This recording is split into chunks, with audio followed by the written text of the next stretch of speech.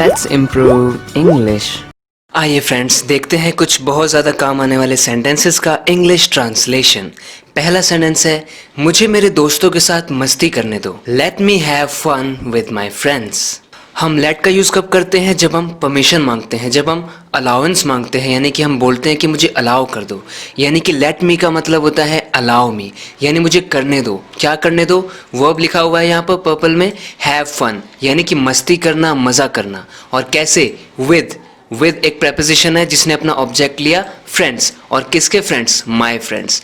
Late me have fun with my friends, यानी मेरे दोस्तों के साथ मुझे मस्ती करने दो, मुझे मज़ा करने दो।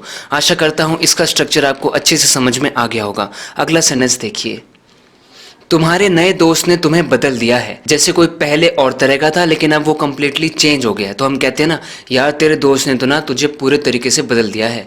Your new friend has changed you. Your new friend यहाँ पर इस सेंटेंस में सब्जेक्ट का काम कर रहा है। कौन है सब्जेक्ट? किसने चेंज कर दिया? योर न्यू फ्रेंड, यानी आपका न्यू फ्रेंड। क्योंकि ये प्रेजेंट परफेक्ट है, बदल दिया है, कुछ काम हो गया है, यानी ये प्रेजेंट परफेक्ट है। बदल दिया है, कर दिया है, हो गया है, प्रेजेंट परफेक्ट। तो हैज़ के साथ चेंज की थर्ड फॉर्म, हैज़ चेंज्ड, और किसे बदल दिया है? यू, यानी तुम्हें। Your new friend has changed you. Very simple I think.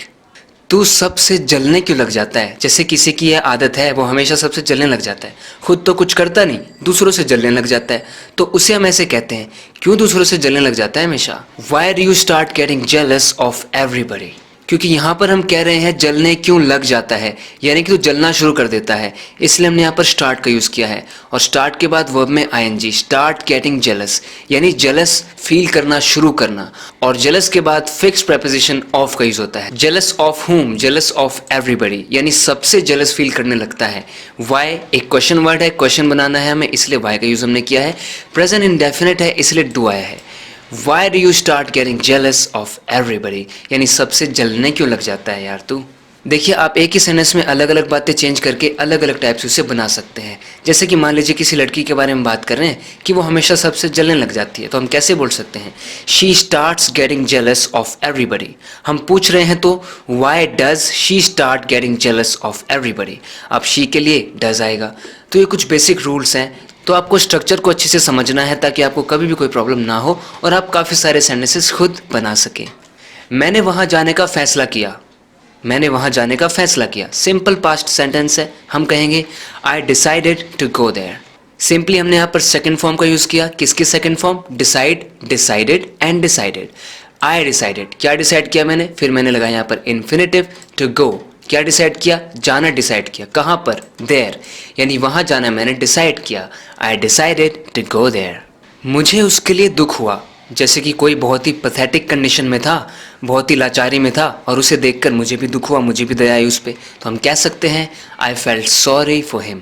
अब यहाँ पर आप सॉरी का मीनिंग अच्छे से समझिए। सॉरी का मतलब माफ़ी देना नहीं होता है, बल्कि सॉरी का मतलब दुखी होना या खेद प्रकट करना होता है।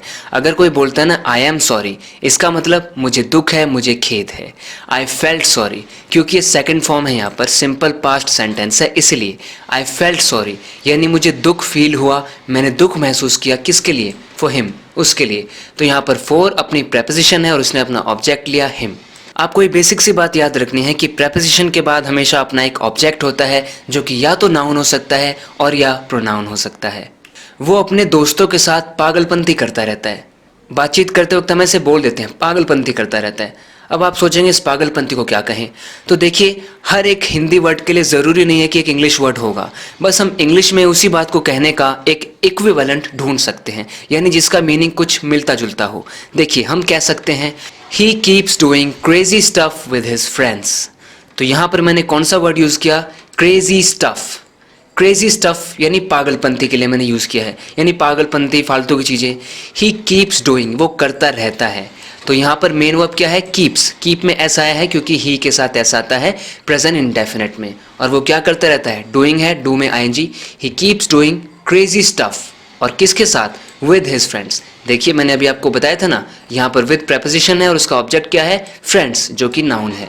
ही keeps doing crazy stuff with his friends. I hope you understood the concept. तू घर बैठ के टीवी देखता रहे, जैसे कि किसी को बाहर की दुनिया से कोई मतलब ही नहीं है। कोई फ़र्क ही नहीं पड़ता उसे, बस घर में वो टीवी देखता रहता है बैठ के। तो हम उसे बोल देते हैं ना, तू तो घर बैठ के टीवी देखता रहे, तू तो घर बैठ के खाना खाता रहे, तू तो घर बैठ के अखबार पढ़ता रहे, ऐसे ऐसे बोलते हैं ना। तो इस तरह की बातों को हम कैसे कहेंगे? You just keep watching TV sitting at home. अब यहाँ पर आप देखिए, आपको पता है ना, कोई काम करते रहना, उसके लिए हम keep plus verb plus ING लगाते हैं। कीप वॉचिंग यानी देखते रहना, तो हम कह रहे हैं यू यानी कि तुम just keep watching TV, TV देखते रहो। और साथ ही में टीवी देखने के साथ साथ एक ही साथ में एक ही बार में वो क्या काम कर रहा है? घर पे भी बैठा हुआ है, सिटिंग एट होम, यानी घर पर बैठे बैठे तू टीवी देखता रहे बस। You just keep watching TV sitting at home. अब आप सिचुएशन के अकॉर्डिंग अलग अलग चीज़ें यहाँ पर पुट कर सकते हैं। जो मैं चाहता हूँ मुझे वो पहनने दो। अब जैसे कि मुझे अपनी मर्जी की चीज़ पहनने नहीं दी जाती, जो मैं पहनता हूँ भाई ये कपड़े अच्छे नहीं है या कुछ भी है, गर्ल्स को ज़्यादातर ज़रूरत पड़ती है ऐसी बातें कहने की। इसे कह सकते हैं let me wear what I want. यहाँ पर फिर से लेट का यूज़ कब करते हैं? जब हम किसी से परमिशन मांगते हैं, हम किसी से कहते हैं कि प्लीज़ मुझे अलाउ कर दो। लेट मी, मुझे अलाउ करो। क्या अलाउ करो? वेयर, पहनने के लिए। क्या पहनने के लिए? वॉट आई वॉन्ट, यानी कि जो मैं चाहता हूँ। तो यहाँ पर अगर आप देखने की कोशिश करें तो वॉट हमें एक्चुअली में जो की इंग्लिश बता रहा है। Let me wear what I want, यानी मुझे पहनने दो जो मैं पहनना चाहता हूँ। मुझे अपने दोस्तों के साथ घूमना बहुत पसंद है। ऐसे बहुत लोग होते हैं जिससे अपने दोस्तों के साथ घूमना फिरना मस्ती करना बहुत पसंद होता है, तो उसके लिए इंग्लिश में फ्रेजल वर्ब होता है hang out. I really like hanging out with my friends. अब अगर मैं सिर्फ लाइक बोलता तो यार मेरी वो मन की भावना प्रकट नहीं हो पाती। मैं कहना चाहता हूँ मुझे बहुत ही ज़्यादा पसंद है, तो मैंने उसके लिए इस एडवर्ब रियली का यूज़ कर लिया। आई रियली लाइक यानी मुझे बहुत ही पसंद है। क्या पसंद है? हैंगिंग आउट, यानी हैंग आउट करना मुझे बहुत पसंद है, जिसका मतलब होता है घूमना फिरना, बातें शातें करना, किसी के साथ बाहर घूमने जाना। और विद माई फ्रेंड्स, अपने फ्रेंड्स के साथ। मैंने आखिर उसे सच बताने का फैसला कर ही लिया। भाई जैसे कि मैं उसे सच बताना नहीं चाहता था, कोई बहुत बड़ी प्रॉब्लम हो जाती सच बताने से, तो मैं सोच रहा था नहीं बताऊं, लेकिन आखिर मैंने उसे सच बताने का फैसला कर लिया। अब इसे इंग्लिश में कैसे कहेंगे? क्योंकि ये सिंपल पास्ट है तो इसमें भी सेकंड फॉर्म आएगी। I finally decided to tell him the truth. अब यहाँ पर आप सेंटेंस का अरेंजमेंट देखिए अच्छे से। यहाँ पर क्या किया है? आई डिसाइडेड, मैंने फैसला किया है, आई डिसाइडेड, लेकिन मुझे बताना था आखिर मैंने फैसला कर लिया, लेकिन आखिरकार मैंने फैसला कर लिया, तो इसलिए मैंने एडवर्ब फाइनली का यूज़ किया है। आई फाइनली डिसाइडेड यानी आखिरकार मैंने डिसाइड कर लिया। और क्या डिसाइड किया? टू प्रेपोजिशन लगा के हम बताएंगे। टेल हिम, उसे बताना। क्या बताना? द ट्रूथ, यानी कि सच बताना। सच बताना, सच बताने वाली चीज़ को मैंने डिसाइड कर लिया, मैंने आखिर उसे सच बताने का फैसला कर लिया। I finally decided to tell him the truth. देखिए फैसला करने को हम मेक अप योर माइंड भी बोल सकते हैं, तो हम कह सकते हैं I finally made up my mind to tell him the truth. देखिए माइंड से रिलेटेड काफ़ी टाइप के इडियम्स और फ्रेजेस बन सकते हैं, जिसके ऊपर मैंने काफ़ी वीडियोस बनाई हुई हैं, शायद 3-4 वीडियोस बनाई हुई हैं। उन वीडियोस का लिंक इस वीडियो के डिस्क्रिप्शन में मैं आपके लिए डाल दूंगा, ताकि आप उन वीडियोस को देखकर माइंड से जुड़े हुए कुछ एक्सप्रेशंस और फ्रेजेस का मीनिंग समझ सके और उन्हें अपने कन्वर्सेशन में यूज़ कर सके। आपके लिए वो वीडियोस बहुत फ़ायदेमंद होगी। मेरी आपसे रिक्वेस्ट है आप उन वीडियोज़ को ज़रूर देखना। वो क्या सोचती है उसकी चिंता मत कर। अब वो क्या सोचती है उसकी चिंता मत कर, जो तुझे करना है वो कर, ऐसा मैं कहना चाहता हूँ। इसे कहेंगे don't care about what she thinks. मैं किसी चीज़ को करने के लिए मना कर रहा हूँ। जब डायरेक्ट किसी को मना किया जाता है तो हम शुरुआत करते हैं डोंट से। डोंट केयर यानी परवाह मत करो। किसके बारे में? अबाउट, अबाउट किसके बारे में? व्हाट शी थिंक्स, कि वो क्या सोचती है, वो क्या सोचती है उसके बारे में परवाह मत करो। Don't care about what she thinks. क्या तूने कभी ऐसा कुछ पहना है? जैसे मैंने कुछ निराली चीज़ दी थी किसी को पहनने के लिए कि भाई ये देख, ये मैं तेरे लिए बहुत अच्छी ड्रेस लेकर आया हूँ। क्या तूने कभी ऐसा कुछ पहना है? प्रेजेंट परफेक्ट है।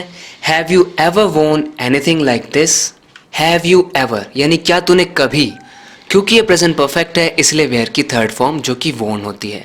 हैव यू एवर वोन, क्या तुमने कभी भी पहना है?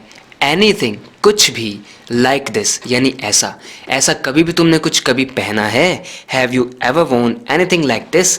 तो आप इसके स्ट्रक्चर में अलग अलग बातें चेंज करके अपनी अलग अलग बातों को एक्सप्रेस कर सकते हैं बहुत ईजीली। तो फ्रेंड्स उम्मीद करता हूँ आपने इस वीडियो से काफ़ी कुछ सीखा होगा, और अगर आपको ऐसा लगा है कि आपने कुछ सीखा है तो मुझे मोटिवेट करने के लिए इस चैनल को सब्सक्राइब ज़रूर करना अगर आपने अभी तक नहीं किया है तो। मैं आपके लिए इसी तरीके के अमेजिंग और फ्रूटफुल लेसन्स लाता रहूँगा आपके लिए फ्यूचर में भी। एवरी डे मेरी एक न्यू वीडियो पोस्ट हो जाती है आपके लिए, कभी कभी तो एक से ज़्यादा भी हो जाती है। तो मैं कंटिन्यूसली आपके लिए मेहनत करने के लिए लगा हुआ हूँ। बस मुझे आपकी मोटिवेशन की ज़रूरत है, मुझे मोटिवेशन की ज़रूरत है, आपके सपोर्ट की ज़रूरत है, जो कि मुझे पक्का पता है कि आप मुझे देंगे। ओके फ्रेंड्स, बात करते हैं नेक्स्ट वीडियो लेसन में। तब तक के लिए take care and bye bye.